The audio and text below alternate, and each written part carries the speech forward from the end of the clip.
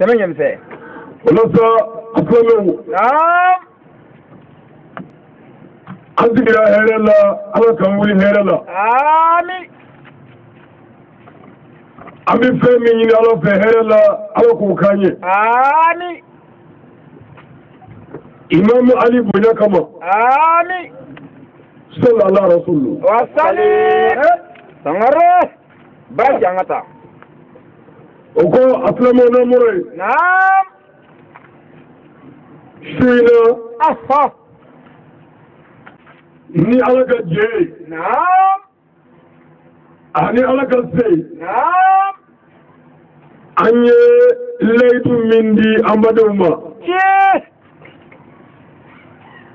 لودي نعم إمام علي أصف aga jine kolo kasheti نعم abi fomi ma ko bir zatil alami أصف wal ma ard zatil alami نعم ni o kasheti shekinai شيء سكت الله سمره ni sigi mi be an sigi ko shekinama نعم ni wala da inga شيء سمره فوت الله سمره l'histoire de l'imam Ali نعم les fils d'Abatalibi أصف et les mauvais djinns شيء dans le puits سمره les plus partis أها أدو Sayyidina Ali ka jine kolo kasheti نعم ni ala sona ni ya zigloka شيء سكت الله ni ya abulmu shekinai أها أدو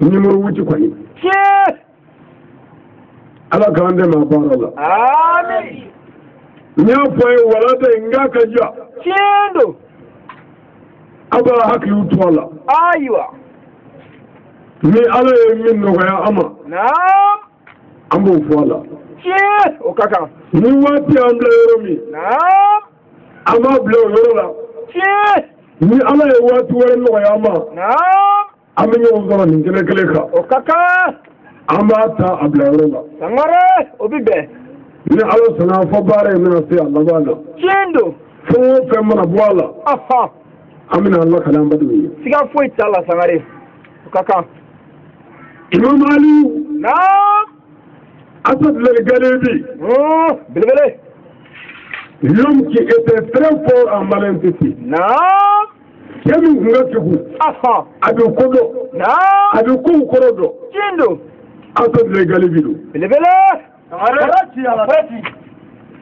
Sayyidina Ali نعم Fatmata bin Asad al-Di شيء أدو Abbasra Fatmata أها bintu Usud نعم wala chebamina أها ode Imam Ali شيء بلبله Sayyidina Ali نعم afay Abatalibi شيندو afani kira pa أها fakele نعم fakele الله أكبر kira bilake dedo شيندو أدو kira fadenjeni dedo نعم kira tondo dedo سيغا فويت الله سمره Muhammadu dogoni do نعم abalmake do أدو Muhammadu burange Asad al-Galibi والله كرم الله وجهه يا ممتقي adamudu salma mi أها Fatmata Zahara نعم alijine jiri furabulu أها alijine fulari tu نعم otogo dara musu bele bele bamina أها Sayyida Fatima نعم Zahara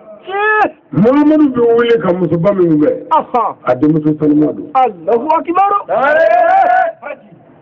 o furla chamima أها Sayyidina Ali شيء سمره Sayyidina Ali نعم ala de almami aliwe أها أدو na fara Imam Ali نعم aba meri digi cheba chabala شيندو minu ni amma bakila نعم anani minu mbere kila أها aba meri digulula سيغا فويت الله سمره ثمانية مساء Imam Ali نعم ibi almami fo fengo jena أها yumana نعم ladrila أها chefarina نعم anu bebe kanga Imam Ali chelita شيندو سيغا الله almami no fi fasiku anu ta yere chetai أها سمره ni y'a lajɛ Imam Ali naam a bɔlen kɔ ye a tile bannen kɔ naam tile wɛrɛw nana minnu ka gɛlɛ naam nka o waati tilew fana na Ala fana ye Imam Ali ɲɔgɔnna di o bɛɛ ma naam Seydina Ali ɲɔgɔnna naam mais a ɲɔgɔnna cogo di dɔ b'a latigɛ hali n'o ma se ka k'a ye fɛn bɛɛ la o b'a seko kɛ o na k'a misaliya ye a photocopie bi di maa bɛɛ ma Ala ye Seydina Ali photocopie bila diɲɛ fan bɛɛ ni ko fɔra ye dɔ bɛ na sabu n'o tɛ diinɛ tɛ dilan n'o tɛ adamadenya tɛ dilan n'o tɛ maaya yɛrɛ tɛ sira kelen minɛ abada ayi siga t'o la fiyewu dɔnniba tɛmɛ ɲɛmisɛn i n'a fɔ Imam Abu Hanifata naam radiyallahu anhu amin alimami Abu Hanifata naam ale alimami ba ye tiɲɛ don ale bangena hijira san 80 kira ka hijira san 80 naam Imam Abu Hanifata bangena Allahu akbar a bangena Kufa de Imam Abu Hanifata naam a fatura hijira san 150 la hijira san 150 naam a ka ɲɛnamaya bɛɛ san 70 a y'o de sɔrɔ a fatura Bagdadi Allahu akbar Imam Abu Hanifata naam o ye alimami ba dɔ ye tiɲɛ don o ko tuguni wɔ Imam Maliki alimami Maliki bangena naam ayiwa hijira san 70 ani san 90 ani 3 Imam Maliki bangena hijira san 90 ani 3 la Imam Maliki fatura hijira san 180 ani 9 Imam Maliki ka ɲɛnamaya la a ye san 90 ni san 6 de sɔrɔ Allahu akbar dɔ bɛ bɔ yen dɔ bɛ na Imam Maliki siga foyi t'a la o ko tuguni wɔ Imam Shafi'i bangena hijira san 150 la o san kelen bɛnna Imam Abu Hanifata fatu sa de ma Allahu akbar dɔ ta don dɔ sa kalo olu bɛ dɔ poyi kalo ma Allahu akbar Imam Shafi'i a bangena hijira san 150 Imam Shafi'i a fatura hijira san 200 ani san 4 na Imam Shafi'i ye san 50 ni san 4 de sɔrɔ Allahu akbar alimami ba 4 la min si ka dɔgɔ bɛɛ o de ye Shafi'i ye Allahu akbar Imam tɔgɔlen sa alimami Anbari n'o ye Ahmadu bin Anbari ye Imam Ahmadu bin Anbari ale bangena hijira san 164 na a bangena Bagdadi Imam Anbari n'o ye Ahmadu bin Anbari a fatura hijira san 200 ani san 1 la a ye san 77 sɔrɔ Allahu akbar mais Seydina Ali yɛrɛ kitabu dɔw ko 63 dɔw ko 65 caman bɛna 65 kan san 65 Allahu akbar wala kira sallallahu alaihi wasallam a ko ale Muhammadu Mandon ni min ye san 60 sɔrɔ o ma k'u ka minɛnw fara ɲɔgɔn kan ayiwa a ma fɔ i bɛ sa o la dɛ nka n'i sara o la ko i selen 65 kɔni ayiwa Ala k'o ɲɔgɔnna caman d'a ma a ye dugawu kɛ dugawu bɛ minɛ min bɛ dɔ d'i ma joona dɔnkilidala dɔ Hasan ibn Sabiti sahaba badu n'i y'a tɔgɔ fɔ kitabu kala fɛn o fɛn ye bɛɛ b'a dɔn Hasan ibn Sabiti a nana Alakira yɔrɔ la sallallahu alaihi wasallam a ko ya Rasulallah ne bɛ fɛ k'e minnu k'u fɔ diɲɛ ɲɛna diɲɛ k'i dɔn n bɛ fɛ k'i tanu fɔ nka Muhamadu ne si ye san 60 sɔrɔ n bɛ fɛ ka dugawu kɛ n ye dɔ ka fara n si kan Alakira ye dugawu kɛ dɔnkilidala in ye n'o ye Hasan ibn Sabiti ye o yɔrɔ bɛɛ la Ala ko Jibrila ma ko a ye dɔ fara si kan a ye san 60 wɛrɛ sɔrɔ o kɔfɛ san 100 ni san 20 kene yala ala anya nyini be ko nyona chama damo o belo ba sai aywa sai da ni ga cefariya a ga ceya a ga cefariya na ga cefariya ai wani minge ka suru ni na suru ani jini tugu la ko sai da ni laba sarabe kendo o kera siga dala har yamaru nabi Isa alayhi salam Isa ko shuwuli ni mo min ga bara shuwuli kan nabaro ani tino nyele o Isa yere kera tugu di de ai karamo ko ni nga ka sara kendo siga dala shuwuli la nabi Isa min ga shuwuli ni ma sarabe la wuli o Isa laba kara fatule dudo قل نفس إزاية الموت والله سيغا فويت الله وقل من عليها فاني الله أكبر كل دوغو إذا بيتكي نجل كو دايدا إذا كو قريبانا أنا كون نيبا بيسا رئيسا تنيدويا من نوف رئيسا سرا نسلانا نمو تيكي ويكافي يالبنو والله سيغا فويت الله kele kile keme to bari tan soba mamudu e tan soba nai e ko Isa bi jiga ba na mu mo e ko ndamlu ai abada ni kire makai na bi jigi de ko Isa me ta Isa na le ya a chama be an ga Isa te ya abe te Isa do me Maryam de Isa fatwa fatura kapo sala atara wa kana atanda ko Isa bi jigi kira ga sanan yala la arjaba kanu ke mo wala wala blashu ndalla ka fiye Muhammadu da bila Isa sura ka bagul fulana kendo folo la ay an fada masroy ni ma be jigi ko ko ja Isa bin hada masroya awo siga tora kanga ke awa ko tugodi ni dine dabba ka di kirama e ko dine tigi wara bi da dabba le ko ko bina buboya ay foyi Isa saraha sara foyi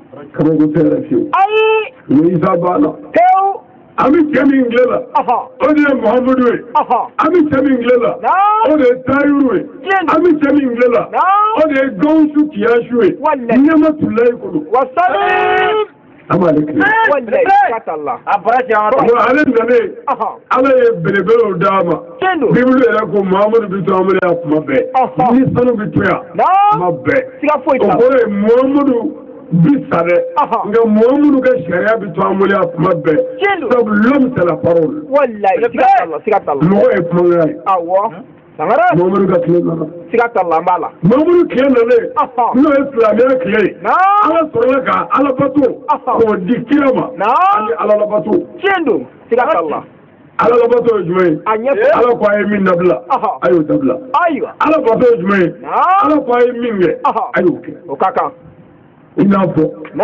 islamia la amin minge seli salat seli kira wajibi islamia la islamia cibiya sandani kelina do ko laba do ko tarflana damne me kire kele ko be kire sandani kele ala kire be sahabu be mu'minu be mu'min zatu be seli kunna faida fiyo ba kele ko be kire fo sandani kele Allahu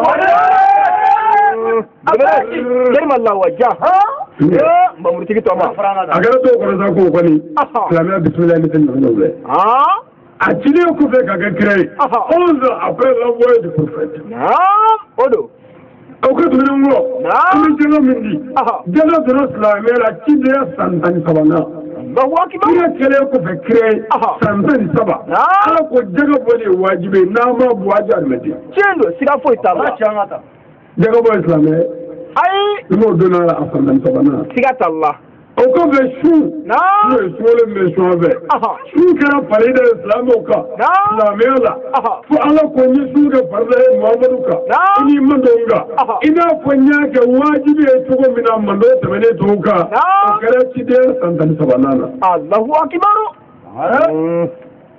Kami kara milio ceka tayro dmeni ko hiji la Makka hiji kara farida islamia la wajibi ci de samugana ngara kele ko be kire samua kire shi tambi woro ala ko hiji wajibi alkama be kabin dabla Ibrahim ke kendo siga talla ala ka mun ja amin abuma nu ye islamia manyola ni ma mu bu ala ta friera ni ma mu ke o ta bali na gamna ne sangare sayyidina ali karaballahu wajhahu asal galibi zulu kufati mamuri yeleleti sefulu lamiu ala yete min bunya ni nga kanu ni nga so ni nga loro ka bama ka yalla ka ga ka teme tiendo rabbi ala ka ndeme ala sayyidina ali de metre tiendo niye amanya nga tinde fuila sigatola waraba sayyidina ali ani jine kafiro nyonzoro minge comme nya sababu fiye chendo nyonzoro to minuna sisa aywa yana ya so mafolo nazara ganam. La 8e partie de l'histoire de l'imam Ali et les mauvais djinns dans le puits. Agon niye anga kanjeti tago shegi nayo sayyidina ali ani jine kafiro ni nyonje kono Nous nous plaçons sous la protection du Dieu Tout-Puissant.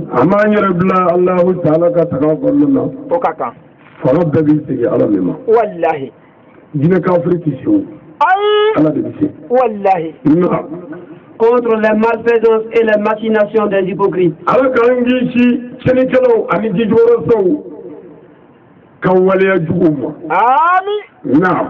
Nous évoquons ton grand nom. Pour nous protéger contre les bandits diables.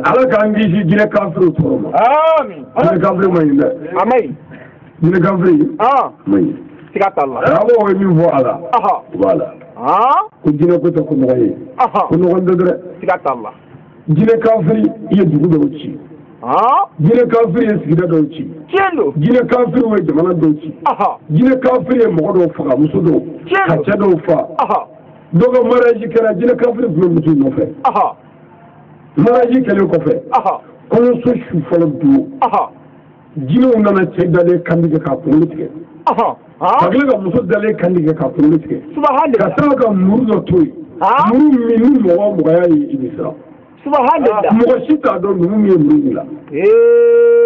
Jine kafiri. Subhanallah. Mariage kɛlen ko ɲɔ bilahi. Dugu jɛra u nana da de kari ka bɔ kɔɲɔcɛ ni kɔɲɔmuso da la. Kunkolo tigɛ mɛ. Subhanallah. Voilà. Kunkolow bɛ yen jiri su bɛ fa bɛɛ. Muru kura d'a mɛ muru min don. N'i y'a ye i yɛrɛ b'a dɔn mɔgɔ muru tɛ fiyewu. Subhanallah.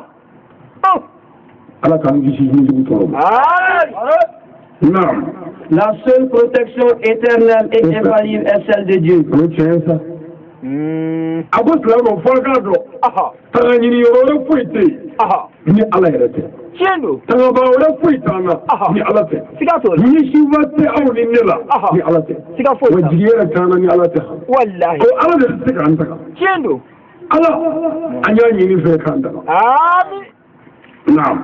C'est pour dire que c'est sous cette protection du Dieu Tout-Puissant que nous nous mettons.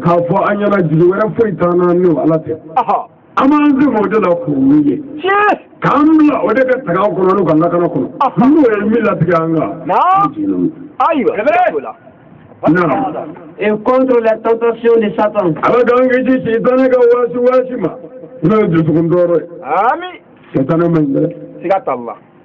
Satan. Anyaramade shetana. Ande shetana. Tiens-nous. Allah douanaji. Amen. Naam. C'est lui qui fait se fourvoyer les hommes et les djinns. Avec Djino là ou avec Aramadona. Avant de se commencer madame. Iba jatimile kile. Wala bolo kile ma warate. Shetana de bini soma zama ingele ni tasa. Ingele ti fuka mala. Bi jala badula wa. Ingele be mule. Kinega fibata. Oh, kene bi mo sade. Alhamdulillah. Aya jalla dugula ha. Aywa. Ke talamai. Sigat Allah. Aloni Abu Hanifata. Naam. Ala ga jeba mo. Amin. Do yala do de chedo yi. Ke mi ki dugu. Naam. Ki bele. Imamu fana ke fana bele. Fo ke nana doga wari shuya. Ay wata ne shuya. E ka famula. Naam. Wata shuane. Ay wa konondo bla. Naam. Apu. ay wa kelenda ayo saraka aywa imamu ya saka ta ku mu ne ninge ako ne ninge o sabula ala ko ne ni mange ko bi salata ni jugumange ko bi sarakili ne wata mi jesuza abi sebe ko ne de wata shongo kilinge ne wa kele sarali minge saragati abi sebe ko ne wata de saragati o mo ko wa ko do ko e bonisi ali promoy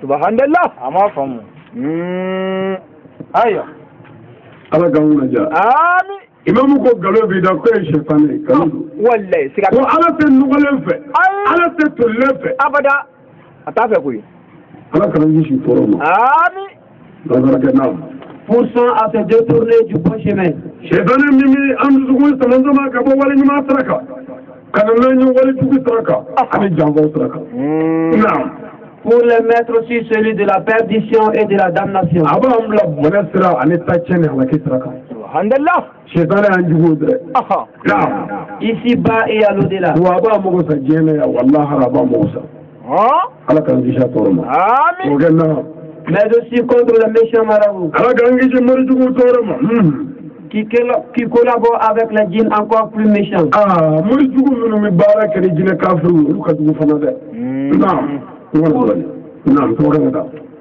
faire du mal à leurs prophètes. Qu'Allah nous protège. Après, on commence avec le grand nom de Dieu. Le Dieu qui débute et qui termine les choses.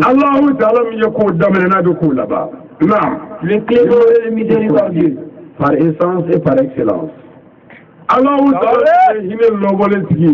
ani hine karagara tigi na ka ala ya ko na bulu ma to million na ireke wallahi naam oh mon Dieu vrai ya anga ala sabe naam l'omniprésent ala min nyana mai okora atisa naam l'omnipotent ala min falab betigi naam le clairvoyant ala min be fe belejela kele jalaka naam l'audient ala min be fe belejela naam qui voit au-delà du visible. Wallahi, Allah mi yeli ke fuka tasi yeli dala.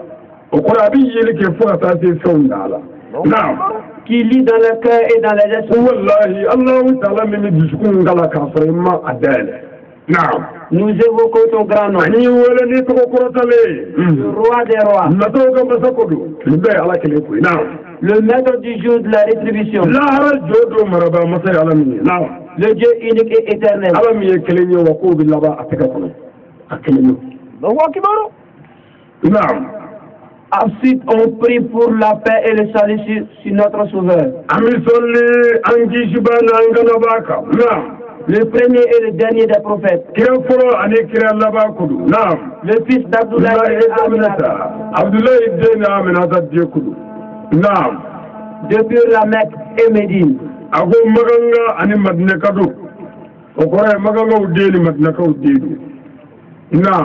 Qui a prêché et enseigné l'islam, notre religion.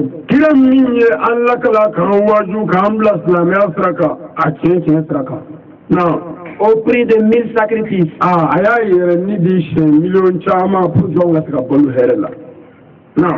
Que la paix soit sur lui et toute sa famille.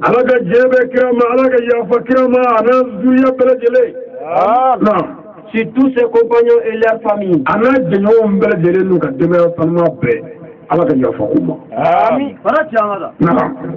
La 8e partie de l'histoire de l'imam Ali et les mauvais djinns dans le puits.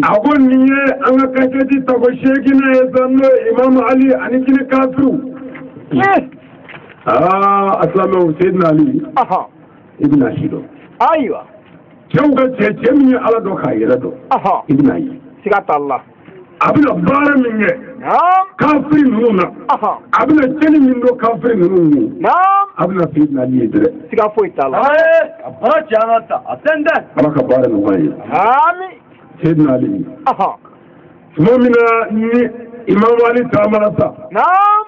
Ni sahaba chetai fuga nujopo kolondala twai mai mamu lo wala Ali seda kolotindika minutes wore manga lo woki maro Sigato law sangare. Sayyidina Ali ni shuri kono. Aha. Ka kono laje. Sayyidina Ali juru tugona. Ka be jibo.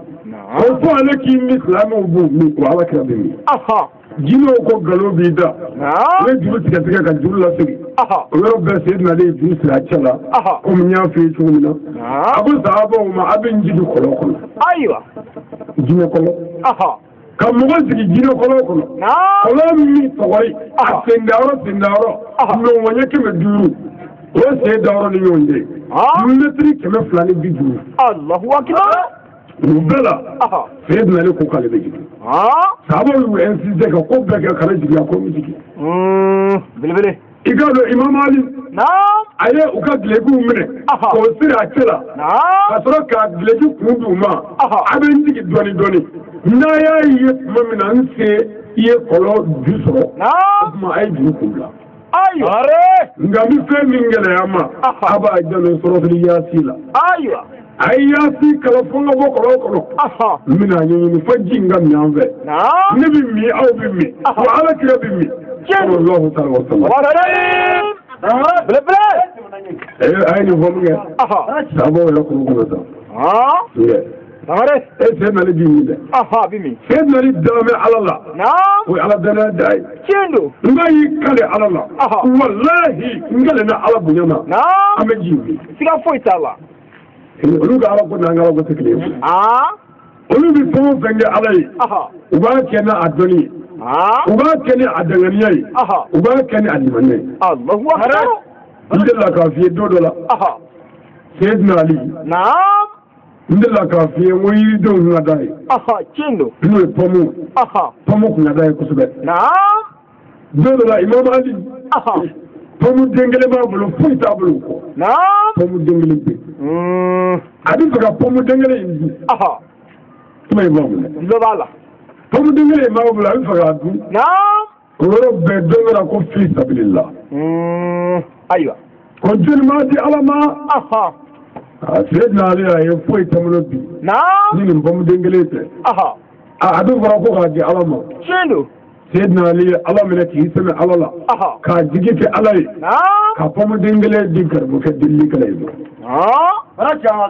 kuma in lamɛn dɛ sabali dɔrɔn o bɔra min kɛ Imam Ali y'i sigi ka sabali a ma tɛmɛ waati jan ka fiyewu dɔ ye ci bila n'o ye sahaba dɔ ye ale taalen sugu la a ye pɔmu ye a y'a ye pɔmu caman filɛ sugu la a bɛ kan ka feere a ko ko pɔmu ka di an ka alimami Ali ye n bɛna pɔmu dɔ sisan k'u sama a ma a bonya n'a barika kama o tigi de ye pɔmu den tan san ka sahaba wɛrɛ wele ka pɔmu den tan t'o ma taa nin di Imam Ali ma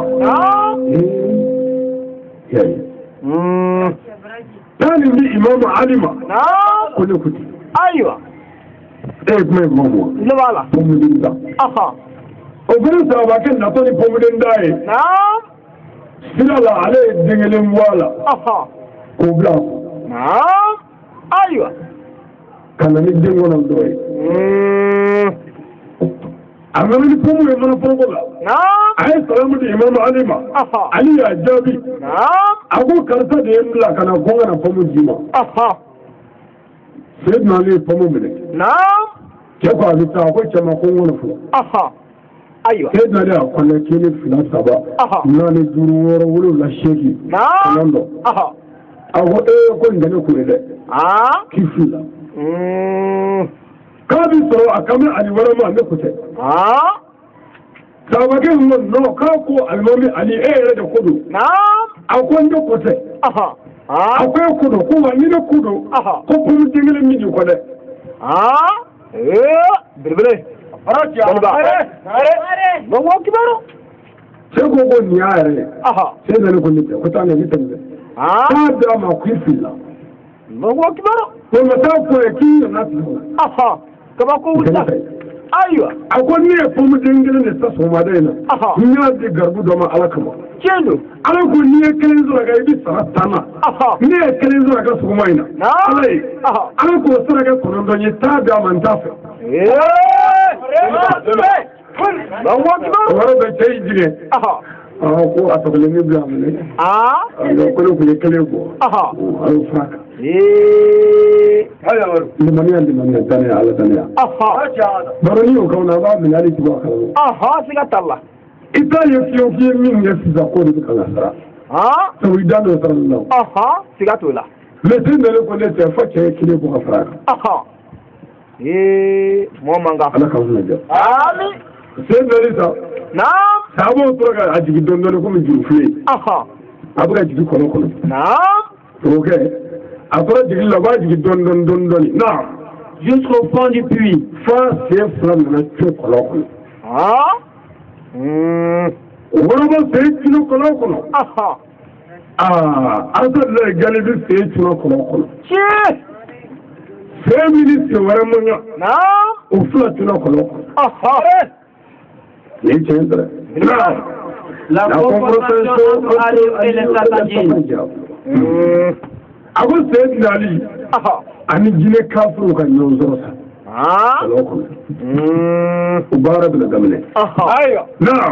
Les 10 personnes ont entendu les discussions d'Ali et les djinns dans le puits. A ko cɛ ta yen mɛ wuli fiyewu f'u kulo bɛ Seydina Ali ni jinɛ kafiriw mankan la kɔlɔn kɔnɔ.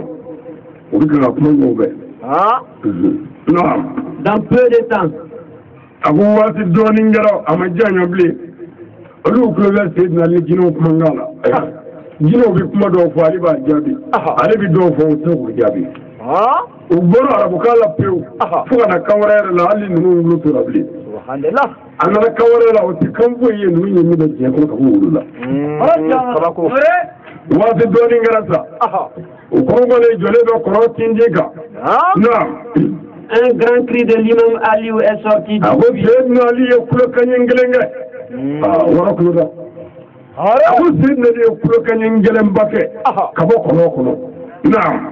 Les 10 personnes se discutaient entre eux. Les uns disent que c'est le ciel qui tombe.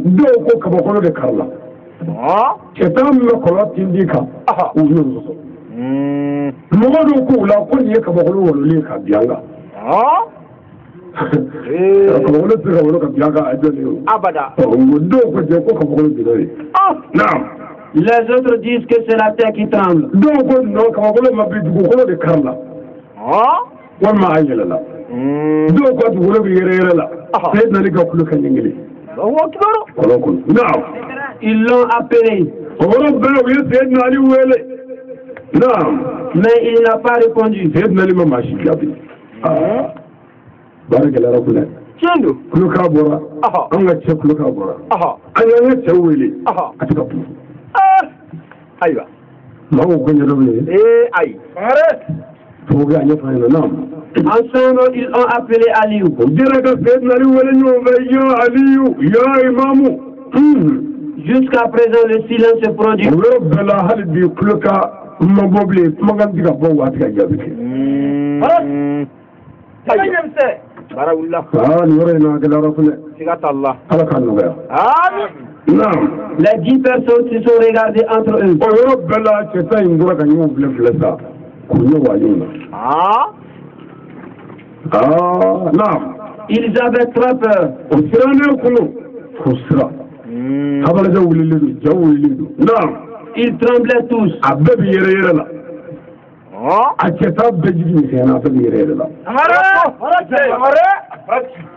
Non. Car ils ne connaissaient pas les nouvelles de l'imam Aliou.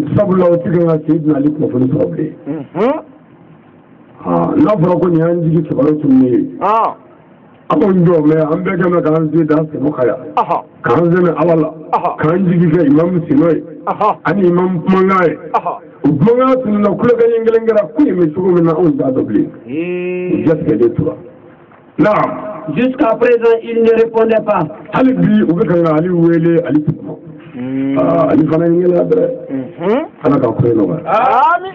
Non. Ils se sont regardés et dit ensemble.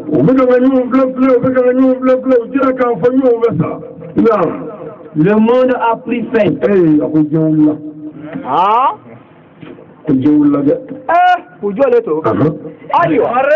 Abu go jewuli da. Aga je mami no ko sala. Ko jewuli. Ko jewula da. Alhamdulillah. Imbela ko mo ko kle. Mo mangasa. Sigatola. Arabarin da kle ta. Sigatola. Ko jewula. Naam, le mona préfet. Naam. Kassi le fils de Shadi a dit. Ago Kaisi le fils de Sadi ko.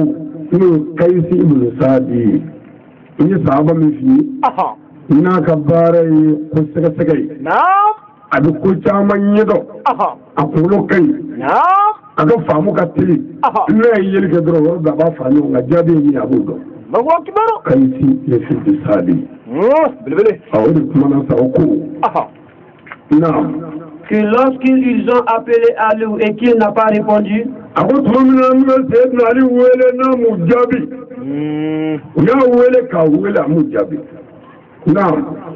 ont dit entre eux qu'est-ce qui s'est passé.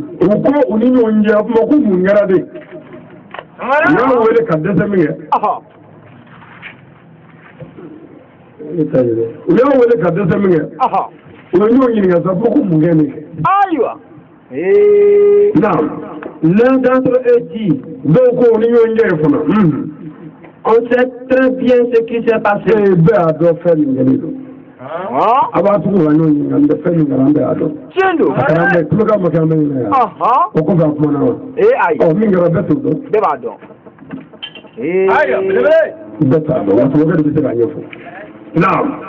Ils ont dit aussi,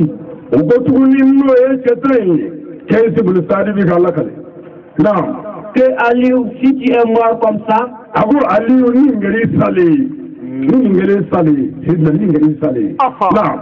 il n'y aura plus l'islam.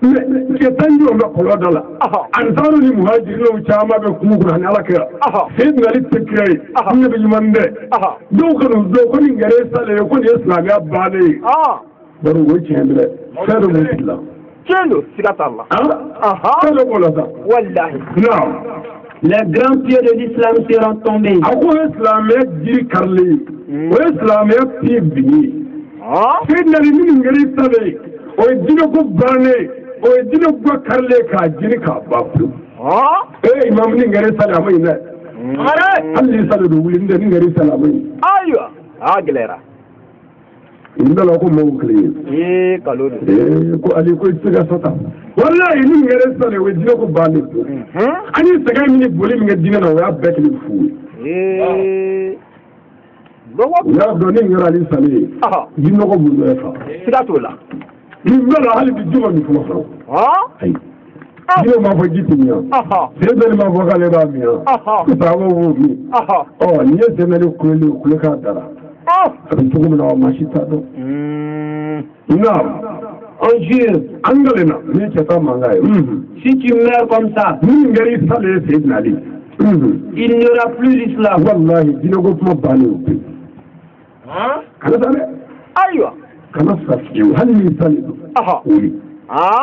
ni ngere ko bane ko ni kono ya o ji ko bane o wera do ko fo nyom we ko ni ngere sale o yoro tiba bi Allahu akbar silato law o mambi jide ke kanji dale to joninga ayo ama mbiri kanti to anji dale ko joninga ami so so anji dale ko joninga bi nabi ayo mbomru tri jonni ekle ko de tri jonni ekle ala e jonni muja ambela ki blam benye fe ekle ki jige jonni ala yare jige edi kendo ni ngere sale o jide ko bale glera ni ngere sale wallahi ko ala jore je balika ko ala jore islamiyya balika ayo glera sa Woro we to sigi do guluda ina da mo robe be jo me jor la ma ci di buje be jo me sinari ci loka kuma yo ko anga ama ke to godi do ko la ko anga fere ke anga klalike ayo anga tuwa do ke ni da nan an tota ke ne ko bane fenni ni je bando ede o ko na mi ngangu ke ayo Les 6 hommes ont envoyé 4 hommes d'aller dire au prophète.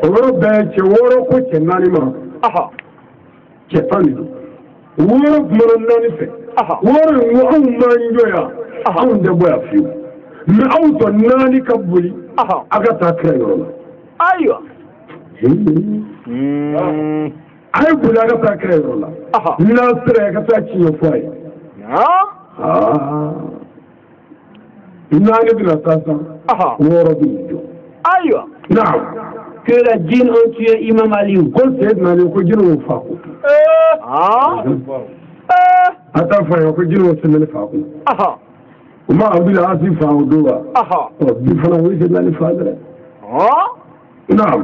Ils ont pris la fuite étant très peur.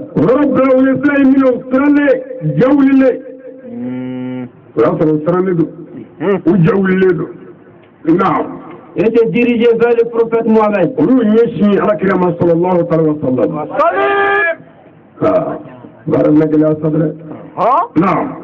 Quand le prophète les a vus,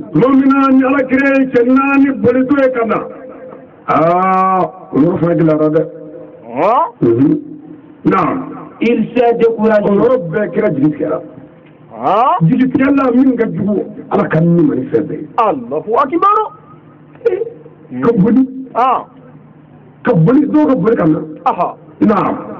Car il sait que les élites de l'imam Aliou ne peuvent pas fuir tant que Aliou est vivant.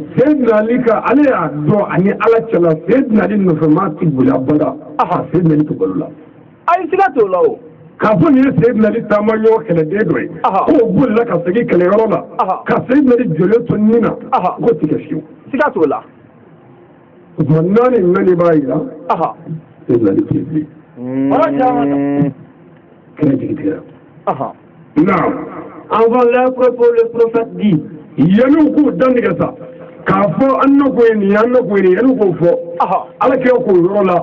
Inna lillahi wa inna ilayhi raji'un. Allahu akbar. Unna kiramu bismillah fiyu. Ako inna lillahi wa inna ilayhi raji'un.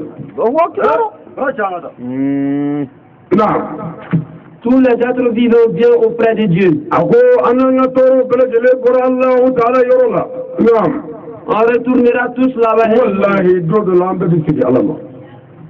Ni mɔgɔ ka fatuli mɛ bɛ nin fɔ ayiwa ni ye tɔɔrɔ gɛlɛn mɛ bɛ nin fɔ ko ala an ka tɔɔrɔw bɛɛ bɔra e ala yɔrɔ la tiɲɛ don an bɛɛ bɛ segin yɔrɔ la siga t'a la a ye nin fɔ sa a jigi misɛnyalen diɲɛlatigɛ la a bolo seginali ko banna Allahu akbar a ko la hawla wala quwwata illa billah se foyi ti jɔn ye tiɲɛ don fanga ti jɔn na ni ala tɛ. Ils sont venus s'asseoir auprès du prophète Mohammed.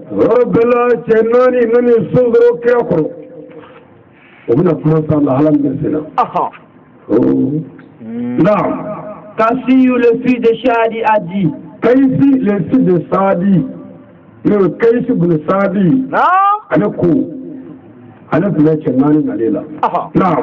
Oh prophète de Dieu, ya alakakira Muhammad sallallahu ta'ala wa sallam. Barakallahu lisa. Naam. À notre arrivée là-bas,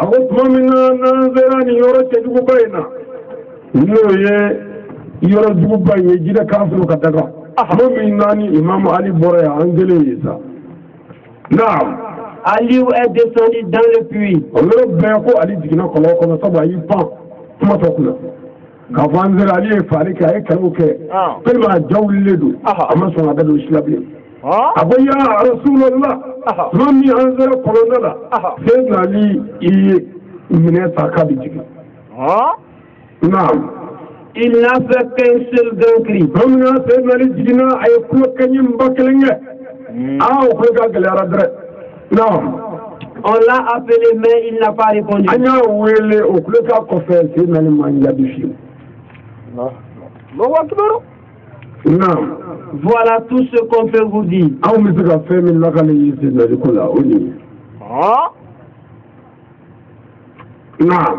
Ils n'ont même pas fini de parler.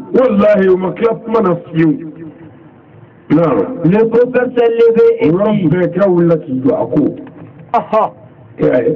Mamadou ye cɛ min ye a b'a fɛn o fɛn bɛna kuma kira fɛ n'i y'i sɔsɔrɔ i bɛ fɛ ka kuma a b'a to f'i ka tila mais a bada nin don a m'a to fiyewu ka tila a girinna ka wuli a ko a bɛna kuma min fɔ kuma jugu ye dɛ nin y'a jigi tigɛlen ye nin y'a jigi misɛnyalen ye nka pardon an ka taa o kɔrɔ ye kira yɛrɛ bɛ tɛmɛdenw na se yen non.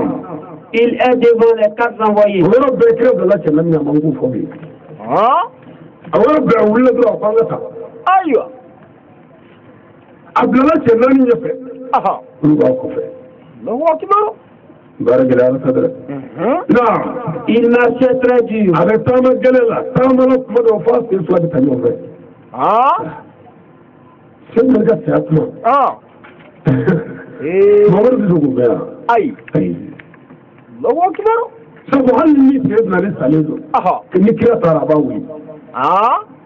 إيه هو جاي. الله أكبر. إذا كم هو يشكيو. عند الله قديما. كلا ذكر. نزور ولا كلا يرولا. صلى الله عليه وسلم. أقول يا رسول الله. أقول كلا ولا. جاري ولا.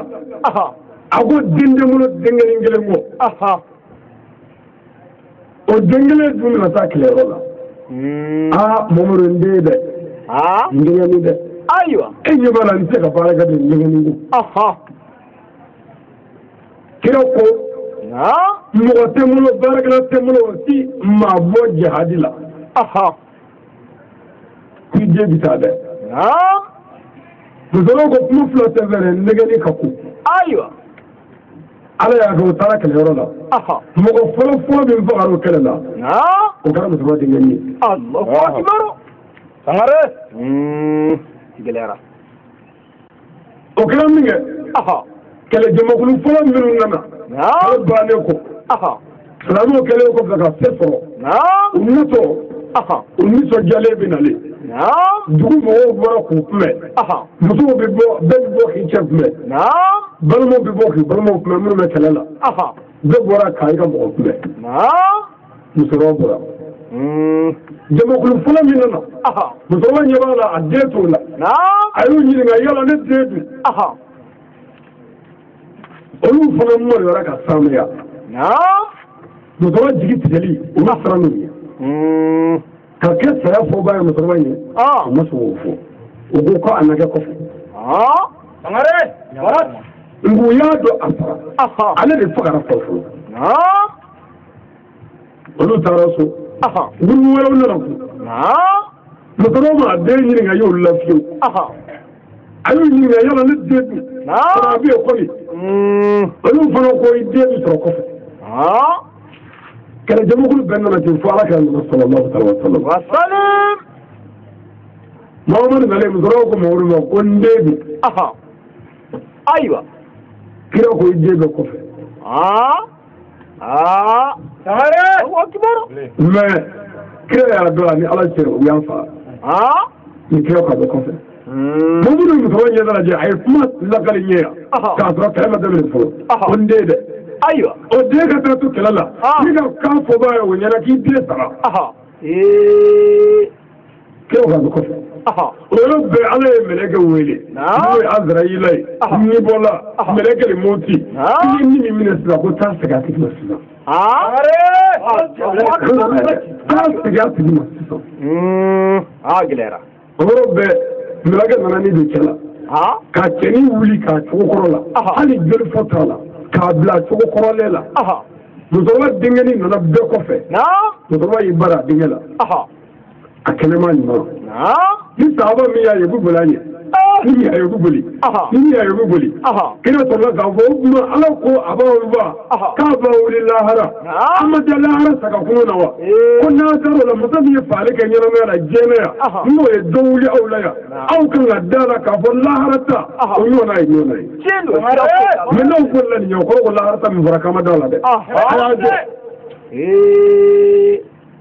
o tɛ wale den yɛ walahi سيدنا علي السيدة الإسلامية وهو من الله من أجل سيدنا علي سالي كلوكنا هنو كان جراني كلا تراباوي سيافوي تابا أبي أنا ولا فقاوي sigat Allah Mamadou Salado aha kabla yakulu naam kila tata sa aha sino ko to rable kila bi tama to banga da yesali aywa sabu anye da fu rabli Imam Ali ya ko wallahi sigat Allah halaka do aha naam Jusqu'auprès de 6 personnes arrêtées auprès du puits. on va kira nana fokke je woro yorola min jome ko lalay annana fu ana se uluma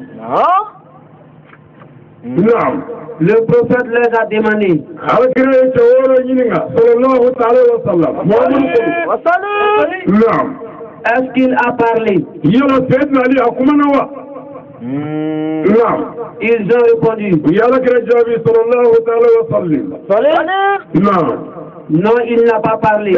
wallahi amak mofi amak mofi anya wele kadese amak mofi aywa naam Le prophète dit. ala kira ko yorola Non, pas encore. ay ko kira ma ka mokuma pas encore ce sont les 6 personnes qui parlent c'est pas jawara ko kira ma ko halibi amakuma anya wele kadese ala taala ko mo ni ndale ko amakuma wala o karaminge akira ay ko bare wulla naam Directement, le prophète a levé sa tête en regardant le ciel.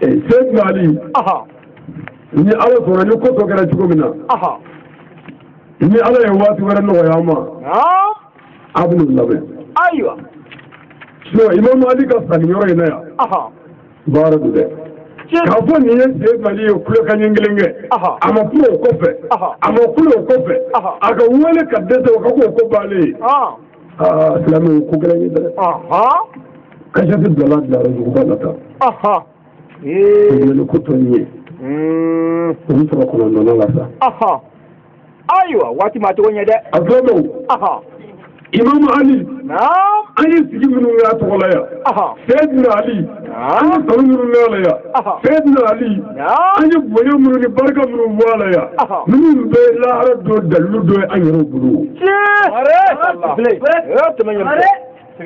k'a fɔ Ala an jina an ni kɔ Ala an jina an ka nafolow kɔ an y'u dɔ Sayyidina Ali n'an zuriyaw da la tarikow ka faamu wallahi siga t'a la Sayyidina Ali bonya n'a barika kama n ti wuli fiyewu fo n ka fayida ci tigɛ o ka kan tɛmɛ ɲɛmisɛn fayida jalle dɛ aywa ɲɔgɔn man do nka n'i y'a fi ɲɛna an tɛ segin a kan bilen nka m'a fi ye Sayyidina Ali kama aywa o ka kan n'i ka fɛn tununna a kɛra fɛn o fɛn ye diɲɛ na hali ni bagan de don hali ni mɔgɔ don fɛn o fɛn n'a tunun'i kɔ diɲɛ na k'a ye k'a lahala dɔn ni Ala ka jɛ ye ani Ala ka se ye Sayyidina Ali ɲɛda kama an b'o d'i ma sangare tɛmɛ ɲɛmisɛn o bɛ bɛn fɛn o fɛn mana tunun misi de tununna wa a fɔ aywa mɔgɔ de tununna wa a fɔ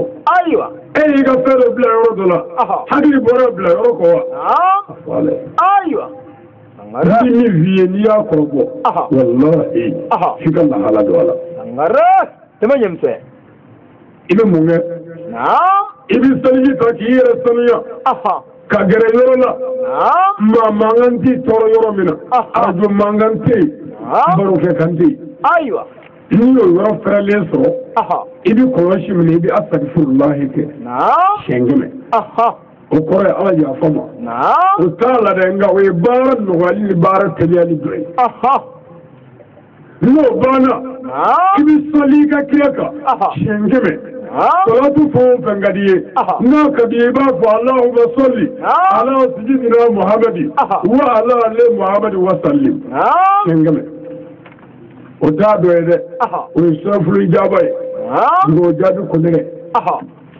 n'o banna fɛn masina min tununna ibu fo ala ibu fo ala ne kan nin fe ne tununa ala ne fe ngalfa e ala la e ala min ka khalifa tiche ala e ka fe zegima ka segin dayala ko mi mo ko bala ko bina ni ya fo ala yeta awala wala le ibu ko shimne iba fo ya hafizu ya hafizu ke mo woro du ko nondo ani sheki bangare ibi sheki ke kabdu ko nondo ke ka ke mo woro ke ka adam ne fitini na na mabala ya hafizu ko ko ya tagani masa ya ko shini masa Allahu akbar sheki mo woro du ko nondo ani sheki ita ke je fo ila figo la halado bangare ali ni bagan saledo wallahi ina ta bo shuka